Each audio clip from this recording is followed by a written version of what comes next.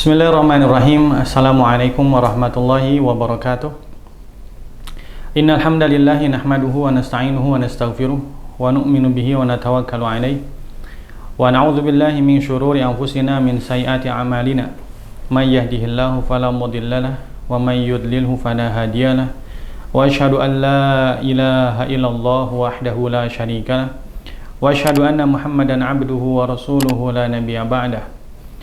Wa nusalli wa nusallimu ala sayyidina wa habibina Muhammadin sallallahu alaihi wasallam wa ala alihi wa ashabihi wa ummatihi wa baraka wa sallama tasliman katsiran amma ba'd. Qala Allah Ta'ala, ya ayyuhalladzina amanu taqullaha haqqa tuqatih wa la tamutunna illa wa antum muslimun.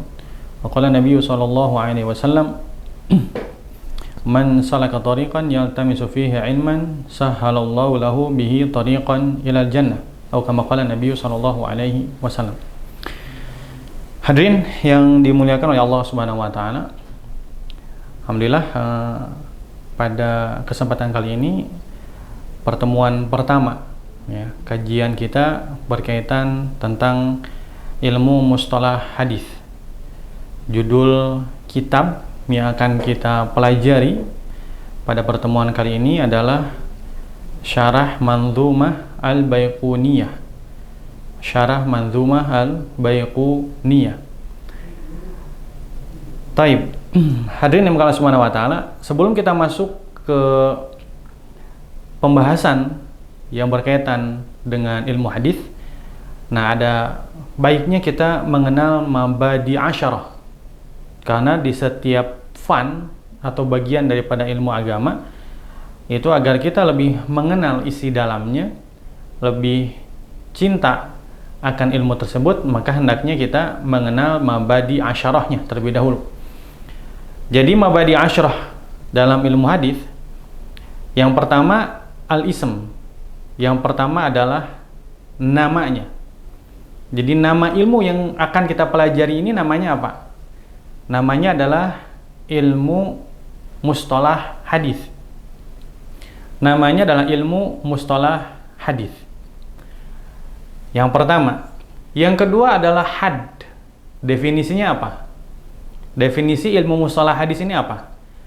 Maka definisinya adalah ilmu yang mempelajari kaidah-kaidah yang berkaitan tentang keadaan seorang rawi hadis.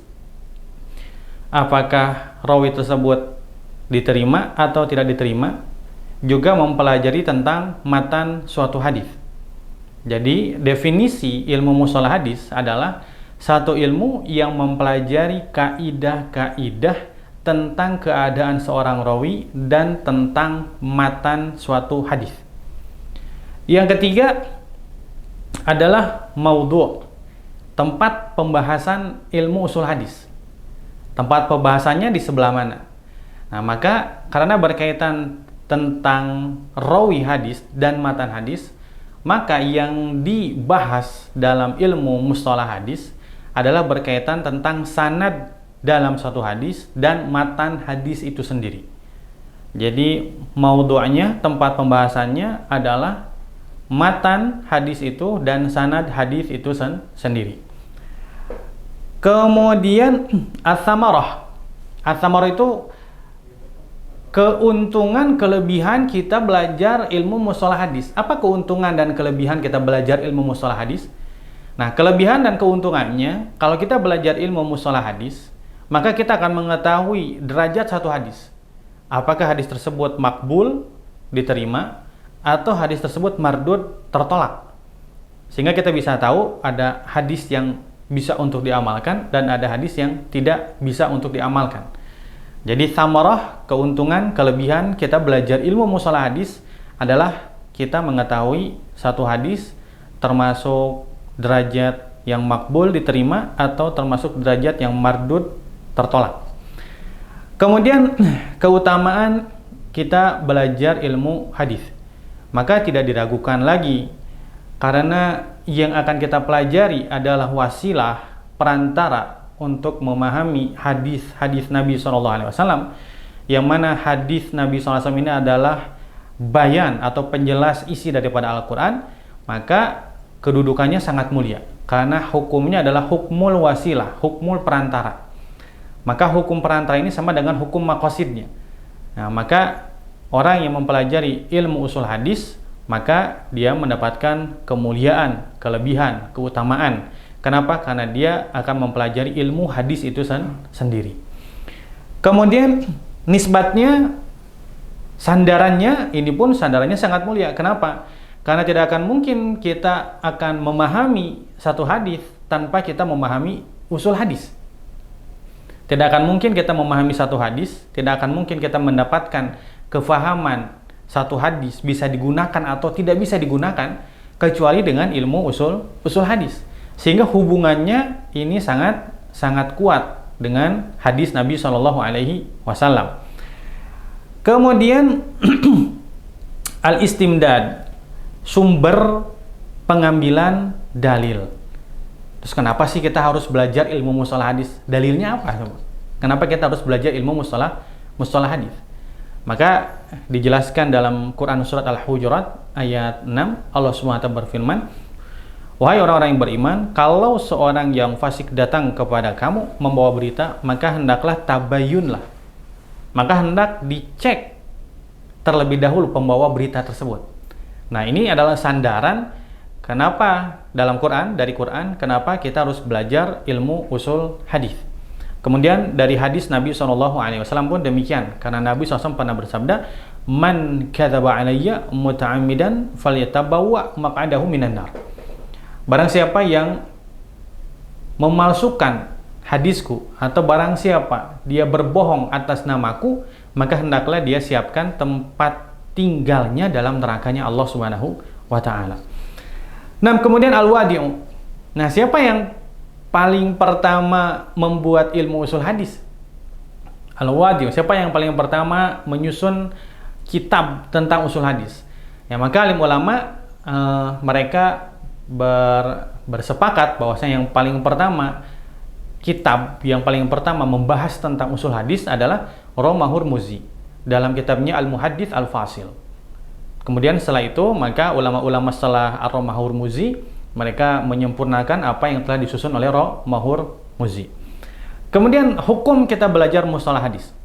Hukum kita belajar mustalah hadis, hukumnya adalah fardu kifayah. Hukumnya fardu kifayah. Jadi kalau seandainya sebagian sudah mempelajari ilmu tersebut, maka dosa sebagian orang yang tidak mempelajari ilmu tersebut maka tergugurkan. Kemudian masalah-masalah yang berkaitan dengan ilmu usul hadis itu berkaitan dengan matan dan sanad. Jadi tidak akan membahas bagian yang lain. Hanya membahas bagian sanad dan membahas bagian matan daripada hadis itu sendiri. Ya, hadirin dimuliakan oleh Allah Subhanahu wa Ta'ala, itu tentang mabadi asyarah, ya, bagaimana permulaan atau pembukaan 10 sebelum kita memulai mempelajari kitab-kitab agama. Baik, kita akan masuk ke pembahasan kitab itu sendiri. Yang akan kita pelajari ada Manzumah Baiquniyah, adalah nazam Baiquniyah. Kenapa disebut Baiquniyah? Karena disusun oleh seorang ulama yang dinisbatkan kepada Baiquni, satu tempat namanya Baiquni.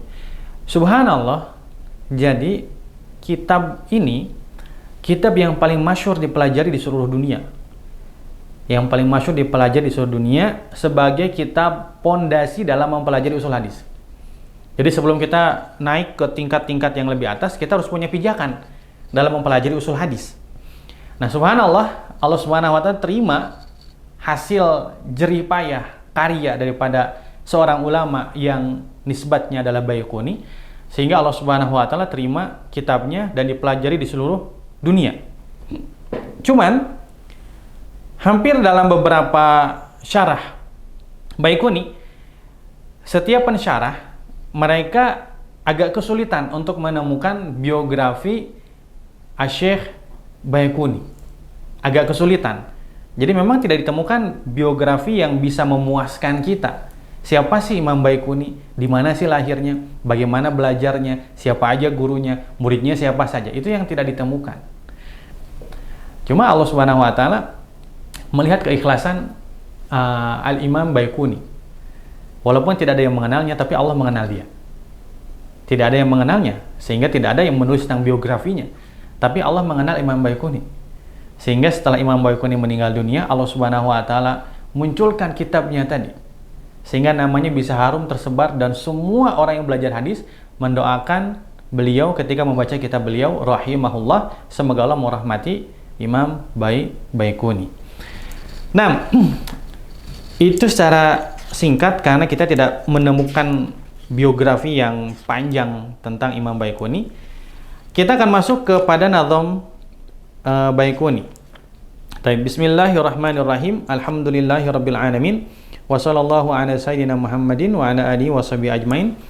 Allahumma ighfir li masyayikhina wa li walidihim wa liman ajazahum ila muntahi isnadihim. Qala al-musannifu Asy-Syaikh wal Imam Al-Muhaddits Thaha bin Muhammad Al-Baiquni fi manzumatihi Manzumah Al-Baiquniyah. Baik. Bismillahirrahmanirrahim. Bait yang pertama, beliau memulai Abda'u bil hamdi musalliyan ala Muhammadin khairi nabiyyin ursila. Setelah beliau memulai nazamnya dengan tulisan Bismillahirrahmanirrahim, kemudian beliau memulai baitnya dengan Abda'u. Saya memulai Abda'u bil hamdi, dengan hamdalah, pujian kepada Allah Subhanahu wa taala. Musalliyan, kemudian bersolawat ala Muhammadin, kepada Nabi Muhammad sallallahu alaihi wasallam. Khairi nabiyyin ursila, sebaik-baik nabi yang diutus menjadi rasul. Sebaik-baik nabi yang diutus menjadi rasul. Nah, di sini dijelaskan falamma iftatahan nazimu bil basmalati iftitahan haqiqiyan iftatahahuna bil hamdalati iftitahan idhafiyan. Setelah Imam Baiquni membuka nazamnya dengan basmalah Bismillahirrahmanirrahim, nah maka beliau membuka baitnya itu dengan hamdalah iftitahan idhafiyan, membuka dengan idhafi, ya, idhafi menempel, karena nazam ini sudah dibuka oleh Imam Baiquni dengan perkataan Bismillahirrahmanirrahim. Kemudian di sini abda'u bil hamdi, saya memulai bil hamdi dengan pujian. Nah, ada alif lam di sini. Abda'u bil hamdi. Ada alif lam yang masuk kepada hamd. Maka alif lam yang dimaksud di sini adalah alif lam lil jinsi. Alif lam lil jinsi. Wa qila lil istighraq. Dikatakan lil jinsi, segala macam jenis pujian itu diserahkan, diberikan kepada Allah Subhanahu wa taala. Wakil al-istighraq, dan dikatakan juga istighraq, umum, segala macam pujian. Segala macam pujian dipersembahkan kepada Allah Subhanahu wa taala. Segala macam, dari yang terkecil sampai yang terbesar diserahkan kepada Allah Subhanahu wa taala. Nah, setelah berhamdalah, musannif bersalawat kepada Nabi Muhammad sallallahu alaihi wasallam. Setelah memuji Allah dengan hamdalah tadi, kemudian bersyukur kepada Allah Subhanahu wa taala akan nikmat-nikmatnya yang Allah berikan kepada beliau. Nah, kemudian kita pun layak bersyukur kepada Allah Subhanahu wa taala. Kenapa? Karena kita dikenalkan kepada Allah Subhanahu wa taala karena ada satu perantara. Satu perantara antara kita dengan Allah Subhanahu wa taala. Siapa itu? Nabi kita, Nabi Muhammad sallallahu alaihi wasallam. Kalau Allah tidak utus Nabi kita, Nabi Muhammad SAW, untuk menyampaikan agama, syariat, mengenalkan Allah kepada umatnya, maka kita nggak bakalan bisa mengenal Allah Subhanahu wa taala. Kita sekarang tidak akan bisa beriman kepada Allah Subhanahu wa taala. Nah, oleh karena itu, karena jasa daripada Nabi SAW menjadi perantara antara kita dengan Allah Subhanahu wa taala, maka hendaknya kita bersalawat kepada Nabi SAW. Sebagaimana perintah Allah Subhanahu wa taala, ya ayyuhalladzina amanu shallu alaihi wasallimu taslima. Wahai orang-orang yang beriman, bersalawatlah kalian kepada Nabi SAW. Wasallimu taslima, dan berikanlah salam. Tadi bersalawat, Allahumma shalli ala Muhammad. Nah, sekarang berikanlah salam kepada Nabi SAW. Jadi perintahnya itu salawat beserta salam. Perintahnya salawat beserta salam. Nah, Akan tetapi dalam kitab ini Imam Baiquni hanya menyebutkan sholawat saja. Ya, sholawat saja. Imam Baiquni tidak menyebutkan salamnya. Abda'u bil hamdi musalliyan ala Muhammadin khairi nabiyyin ursila. Selesai. Setelah basmalah, hamdalah, kemudian salawat, Imam Baiquni langsung menjelaskan tentang hadis yang pertama, pembagian hadis. Jadi salamnya nggak ada di sini. Nah, makanya sebagian ulama mengingkari kepada Imam Baiquni, kenapa sampai tidak memasukkan salam dalam nazom-nazomnya. Sementara Allah Subhanahu wa taala memerintahkan kita untuk sholawat beserta salam. Ya ayyuhalladzina amanu shallu alaihi wasallimu taslima. 2, salawat dengan salam. Wa qad nasal ulama ala karahatil iktisar ala salati alaihi wasallam min ghairi taslim. Sebagian ulama mereka menjelaskan bahwasanya makruh kita ketika bersolawat kepada Nabi SAW tapi tidak memberikan selamat kepada Nabi SAW. Jadi Allahumma sholli ala Muhammad saja. Jadi ketika Nabi SAW disebutkan namanya, qala nabiyuna Muhammadun sallallahu alaihi wasallam. Sallallahu alaihi wasallam. Jadi sallallahu alaihi itu adalah salawatnya. Kemudian wasallam itu adalah salamnya. Taib. Nah, fakana nadhimu iktasara ala salati lidikin nadmi. Mungkin Imam Baiquni tidak memasukkan salam dalam nazom atau bait pertama nazom Baiquniyah ini karena tempatnya yang sempit. Sempit. Apalagi ini namanya mukhtasar. Jadi usul hadis tapi dibuat sangat singkat. Sangat singkat. Jadi karena tempatnya sangat sempit dan tidak ada tempat lagi untuk menambahkan salamnya, akhirnya tidak ditambahkan salamnya. Aw limaji salati alaihi sallallahu alaihi wasallam ghairi makrunatin bitaslim. Atau adanya sholawat kepada Nabi SAW yang tidak disertai dengan salam. Misalkan ada hadis-hadis Nabi yang lain atau adalah keterangan atau amalan Nabi SAW ketika Nabi mengajarkan sholawat kepada para sahabat itu tidak disertai dengan salam, hanya sholawat saja. Seperti apa? Seperti tasyahud.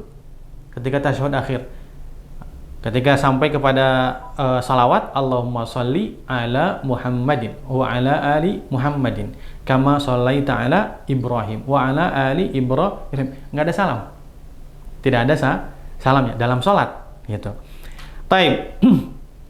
Walakin ta'aqqaba bi annahu salam taqaddama qabla sholati fi kalimat tasyahud wa huwa qul assalamu alayka ayyuhan nabiy wa rahmatullahi wa barakatuh. Tapi dijawab lagi oleh sebagian ulama bahwasanya salamnya walaupun tidak dibarengi dengan salawat tapi sudah didahulukan. Assalamu alayka ayyuhan nabiy wa rahmatullahi wa barakatuh.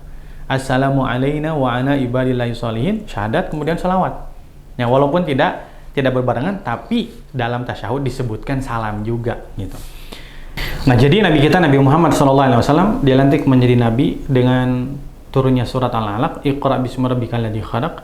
Kemudian dilantik menjadi rasul dengan turunnya surat Al-Muddatsir. Nah, alhamdulillah peserta yang dimuliakan oleh Allah Subhanahu wa taala, kita sudah selesai membahas tentang basmalah, hamdalah, dan salawat kepada Nabi SAW.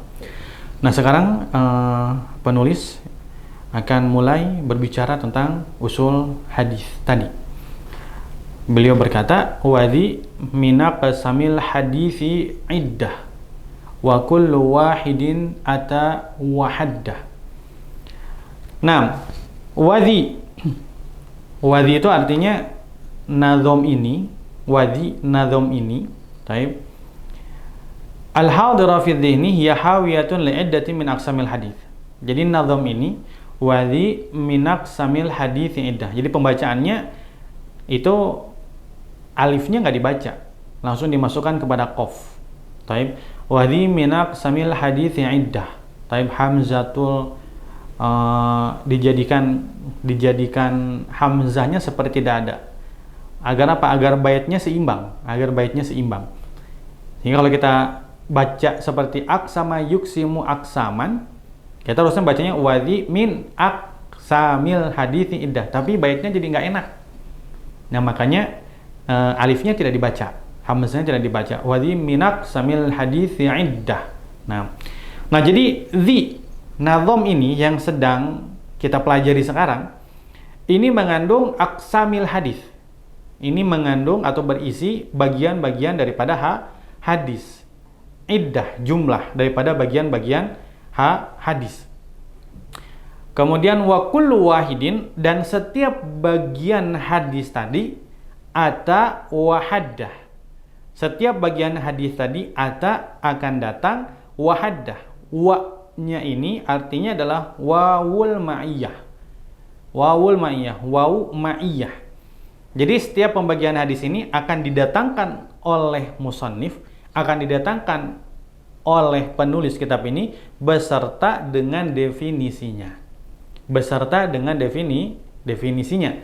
Jadi tidak hanya menjelaskan dalam bait ini, tidak hanya menjelaskan hadis sahih itu hadis sahih, hadis hasan, hadis dhaif, hadis mauquf, hadis marfu, hadis musnad. Tidak hanya demikian, tapi atau wahaddah. Jadi musannif ini akan mendatangkan nama bagian daripada hadis beserta dengan definisinya. Nah, kemudian di sini dijelaskan, "Tsumma inna awwala man sannafa fi hadzal fanni al-Qadi Abu Muhammad Romah Harmuzi." Karena kita akan berbicara tentang ilmu hadis, maka hendaknya kita mengetahui tadi al-wadi'u. Siapa sih yang membuat pertama kitab tentang usul hadis? Gitu. Yang paling pertama menulis karya tulis tentang usul hadis adalah Al-Qadi Abu Muhammad Romah Harmuzi. Al-Qadi Abu Muhammad Romah Harmuzi. Amila fihi kitabahu Al-Muhaddits Al-Fasil. Kitabnya berjudul Al-Muhaddits Al-Fasil. Ya, jadi semua kitab-kitab hadis yang ada sekarang ya itu berjasa kepada Al-Muhaddits Al-Fasil. Kenapa? Karena Romah Harmuzi yang pertama menyusun kitab tentang usul hadis. Kemudian walam yastau'ib, akan tetapi belum sempurna. Jadi Romah Harmuzi nyusun kitab pertama tentang usul hadis tapi belum disempurnakan. Kemudian selanjutnya wal hakimu Abu Abdillah An-Naisaburi. Selanjutnya setelah Romah Harmuzi adalah Imam Al-Hakim Naisaburi. Beliau juga menulis tentang usul hadis. Akan tetapi belum ditertibkan, belum dibaguskan kitabnya. Kemudian setelah itu Abu Nuaim Al-Asbahani yang menulis tentang usul hadis. Setelah itu baru Al-Khatib Al-Baghdadi yang menulis kitab Al-Kifayah. Beliau akan merangkum semua kitab usul hadis yang ada, kemudian beliau menambahkan atau menambah kekurangan-kekurangan yang ada dalam kitab Al-Kifayah. Jadi Al-Kifayah itu artinya kan sudah cukup. Jadi kalau kata alim ulama, kalau Imam Al-Khatib Al-Baghdadi mengatakan Al-Kifayah bi kitab Al-Kifayah, berarti sudah cukup artinya. Jadi sudah cukup usul hadis, belajarnya kifayah aja judulnya. Taib. Kemudian setelah Imam Al-Khatib Al-Baghdadi, maka hampir semua kitab-kitab hadis yang menjadi rujukan alim ulama hadis ya sampai sekarang itu mereka mengambil daripada kitab Al-Kifayah. Mengambil daripada kitab Al-Kifayah. Sehingga dikatakan kullu man ansofa alima annal muhadditsina badal khatib iyalun ala kutubihi. Setiap orang yang insaf, dia berada di pertengahan. Dia berada di pertengahan. Orang yang insaf, orang yang adil, dia akan mengetahui bahwasanya muhadditsin, mereka ahli-ahli hadis, setelah Khatib Al-Baghdadi, yang hidup setelah masa Al-Khatib Al-Baghdadi, iyalun ala kutubihi, itu adalah keluarga kepada kitabnya Khatib Al-Baghdadi. Jadi semua yang belajar ilmu hadis setelah Khatib Al-Baghdadi, itu semuanya pahalanya mengalir kepada Khatib Al-Baghdadi. Kenapa? Karena beliau yang menyempurnakan ilmu usul hadis yang belum disempurnakan sebelumnya, oleh beliau disempurnakan. Maka dikatakan kullu man ansafa alima annal muhadditsina ba'da khatib ya'lun ala kutubihi. Mereka yang memiliki sifat insaf dan adil, mereka pasti akan mengetahui bahwasanya setiap ahli hadis yang hidup setelah masa Khatib Al-Baghdadi itu adalah keluarganya Khatib Al-Baghdadi, terutama keluarga kitab Al-Kifayah ala ilmi riwayah. Nah, setelah itu maka muncullah Qadhi Iyad yang menulis kitab Al-Ilma dalam usul hadis. Kemudian muncul lagi Al-Hafiz Al-Mayaniji dalam kitab Ma la yas'u al-muhadditsa jahluhu. Kemudian setelah itu maka muncullah Al-Imam Abu Amr Utsman Ibnu Shalah yang masyhur kitabnya adalah Muqaddimah Ibnu Shalah. Nah, mungkin hampir semua mereka yang belajar ilmu hadis, mereka semestinya mereka mempelajari kitab Muqaddimah Ibnu Shalah.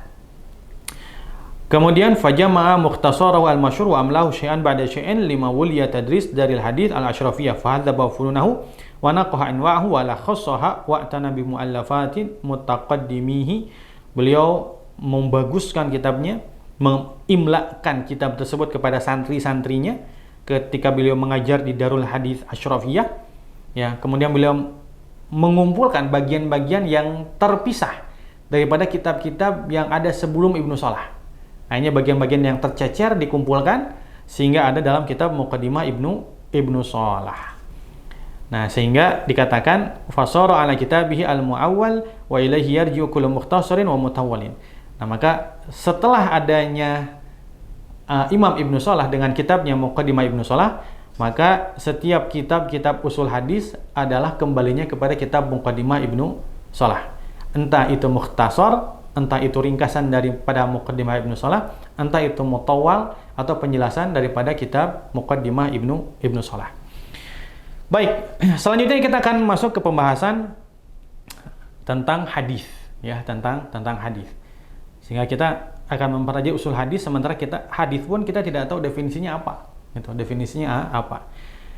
Hadis menurut istilah jumhur muhaddisin dimutlakan kepada perkataan Nabi SAW secara tasrih atau secara hukum.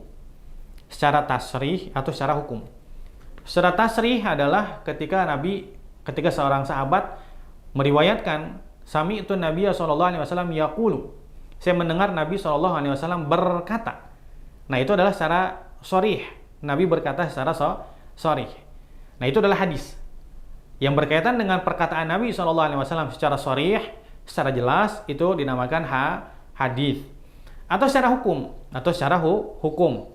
Misal seorang sahabat dia mengatakan balaghon atau mengatakan riwayatan yang tidak ada tempat ijtihad di dalamnya, atau sahabat mengatakan umirna, kami diperintahkan. Sahabat mengatakan umirna, kami diperintahkan untuk melakukan ini, atau kami nuhina, dilarang untuk mengerjakan ini. Maka tidak mungkin ada seseorang yang memerintah kepada sahabat satu perintah syariat atau melarang kepada sahabat untuk mengerjakan satu perbuatan kecuali adalah Nabi SAW. Nah, makanya hukumnya adalah qaul. Hukumnya itu adalah qaul, perkataan Nabi SAW. Walaupun tidak ada penjelasan di dalamnya qalan Nabi SAW, tapi secara hukum itu adalah perkataan Nabi SAW. Kemudian wa ala fi'lihi wa ala taqririhi. Kemudian perbuatan Nabi SAW maka dinamakan hadis juga. Kemudian ketetapan Nabi SAW itu dinamakan hadis juga. Artinya takrir, artinya ketetapan Nabi itu apa Pak Ustadz? Nah, dikatakan wa mana takrir, artinya pada takrir huwa mafu'ila bihudurihi sallallahu alaihi wasallam, sesuatu yang dikerjakan di hadapan Nabi Muhammad sallallahu alaihi wasallam. Walam yunkirhu alaihi, dan Nabi tidak mengingkari perbuatan tersebut. Maka dinamakan ketetapan Nabi sallallahu alaihi wasallam. Maka hukumnya adalah hadis juga. Kenapa? Karena pekerjaan tersebut dikerjakan di hadapan Nabi dan Nabi tidak mengingkarinya. Maka dinamakan hadis juga. Bisa mengerjakan atau talaffadha bihi ahadus sahabati bimahdharin Nabi sallallahu alaihi wasallam wa lam yunkirhu alaihi. Atau seorang sahabat mengatakan sesuatu di hadapan Nabi sallallahu alaihi wasallam dan Nabi tidak mengingkarinya. Misal seorang sahabat dia bersumpah, atau seorang sahabat yang mengatakan, Umar bin Khattab mengatakan ma shalaina al-asra, kami tidak sholat asar. Kami tidak sholat asar. Maka sebagian mengatakan tidak boleh kita mengatakan tidak boleh sholat asar. Masolaina, kami tidak sholat, tidak boleh mengatakan demikian. Tapi itu ketetapan Nabi SAW. Umar mengatakan itu di hadapan Nabi SAW dan Nabi tidak mengingkarinya, menandakan kebolehan untuk mengatakan perkataan demikian. Nah, itu namanya takrir. Jadi saya ulangi, bahwasanya hadis Nabi SAW ketika dimutlakan maka berkaitan dengan perkataan Nabi SAW, perbuatan Nabi SAW, atau ketetapan Nabi SAW. Baik, kita coba biar untuk lebih mudah memahami.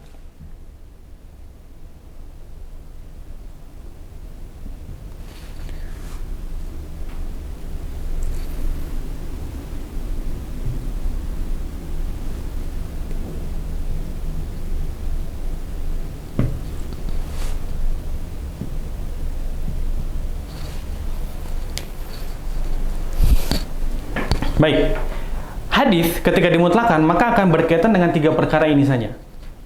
Entah itu perkataan Nabi SAW, entah itu perbuatan Nabi SAW, atau entah itu adalah ketetapan Nabi SAW. Saya ulangi, perkataan Nabi SAW adalah yang bersumber daripada lafaz Nabi SAW secara tasrihan atau secara hukman.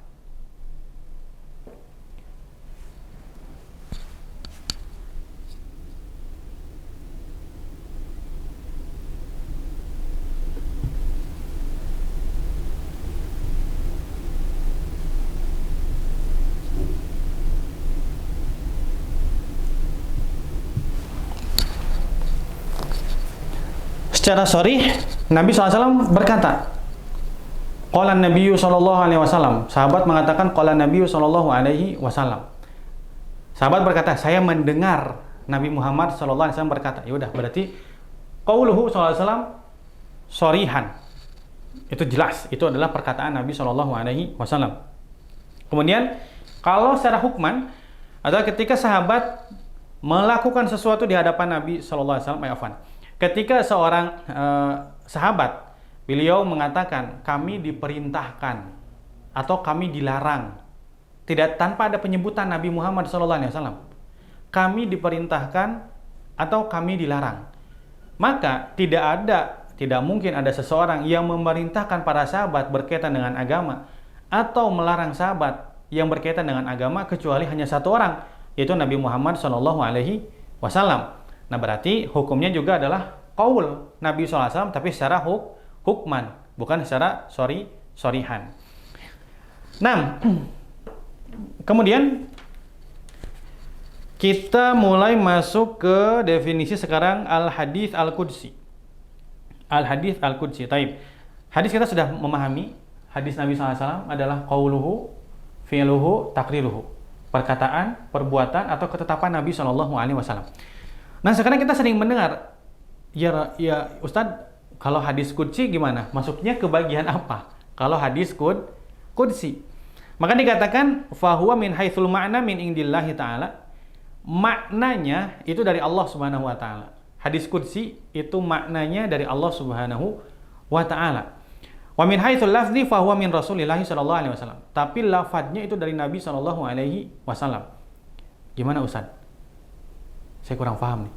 Misal begini, wa huwa ma akhbarallahu ta'ala bihi nabiyahu bil ilham au bil manam. Jadi hadis qudsi ini adalah satu hadis yang mana Allah mengabarkan kepada nabi kita Nabi Muhammad SAW melalui ilham atau melalui lewat tidur. Karena mimpi nabi itu adalah wahyu. Mimpi para anbiya itu adalah wahyu. Nah, jadi maknanya dari Allah Subhanahu wa taala, tapi lafadznya tidak tertuliskan atau tidak tersampaikan di ilham tersebut atau dalam mimpi tersebut. Fa akhbara alaihi salatu wasallam an dzalikal ma'na bi ibarati nafsihi. Maka Nabi SAW menjabarkan makna dari Allah tadi lewat mimpi atau lewat ilham tadi melalui perkataan lafadz dari Nabi Muhammad SAW. Bedanya dengan Quran apa? Nah, fal Qur'anu mufaddalun alaihi li'anna lafzahu munazzalun aidan falihadza la tajuzu as-shalatu bi tilawatil hadits al-qudsi. Bedanya apa? Kalau Quran itu lafadznya juga datangnya dari Allah Subhanahu wa taala. Lafadznya. Kalau hadis qudsi maknanya itu dari Allah, bukan lafadznya. Lafadznya Nabi takbirkan, Nabi jelaskan dari sisi Nabi Shallallahu alaihi wasallam. Sementara Quran lafadznya itu dari Allah langsung. Sehingga tidak bisa untuk dirubah. Nabi pun tidak bisa mentakbirkan, tidak bisa menjabarkan karena lafadznya sudah langsung dari Allah Subhanahu wa taala. Oleh karena itu kita tidak boleh dalam sholat membaca hadis al-qudsi. Kenapa tidak boleh? Karena maknanya dari Allah, lafadznya dari Nabi Muhammad SAW. Sementara yang disyariatkan adalah membaca Al-Quran. Kenapa? Karena lafadznya langsung dari Allah Subhanahu wa Ta'ala. Nah, selanjutnya kita akan membahas tentang sahabat. Ya, akan membahas tentang sahabat. Karena perantara antara kita dengan Nabi SAW adalah sahabat Nabi SAW. Wasahabi yang dinamakan sahabat huwa manijtama bin Nabi sallallahu alaihi wasallam mu'minan, yaitu orang yang pernah bersama Nabi Muhammad sallallahu alaihi wasallam. Yang sering kita pelajari, orang yang pernah melihat Nabi sallallahu alaihi wasallam itulah sahabat. Begitu kan? Orang yang pernah melihat. Cuman masalahnya bagaimana kalau sahabat nabinya buta dan dia tidak melihat Nabi sallallahu alaihi wasallam? Keluarkah dari sahabat? Nah, tidak termasuk sahabatkah atau masuk sahabat? Nah, maka ta'rif definisi yang lebih bagus adalah mereka yang pernah berkumpul dengan Nabi Muhammad sallallahu alaihi wasallam. Mereka yang pernah berkumpul dengan Nabi Muhammad sallallahu alaihi wasallam. Mukminan, dalam keadaan beriman. Berkumpul dengan Nabi Muhammad sallallahu alaihi wasallam, ya. Kemudian beriman, kemudian meninggal di atas agama Islam. Jadi definisi sahabat adalah dia yang pernah berjumpa dengan Nabi SAW. Saya hapus ini.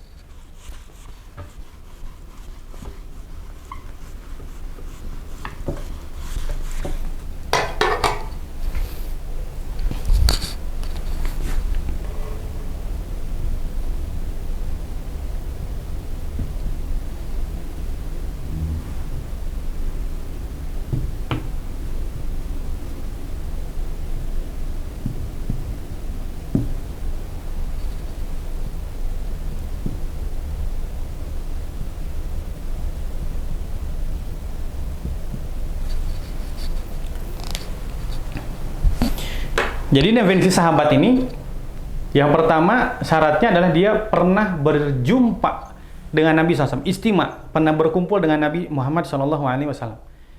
Jadi kalau ada istima, walaupun sahabat tidak melihat Nabi, maka dia tetap dikatakan sahabat.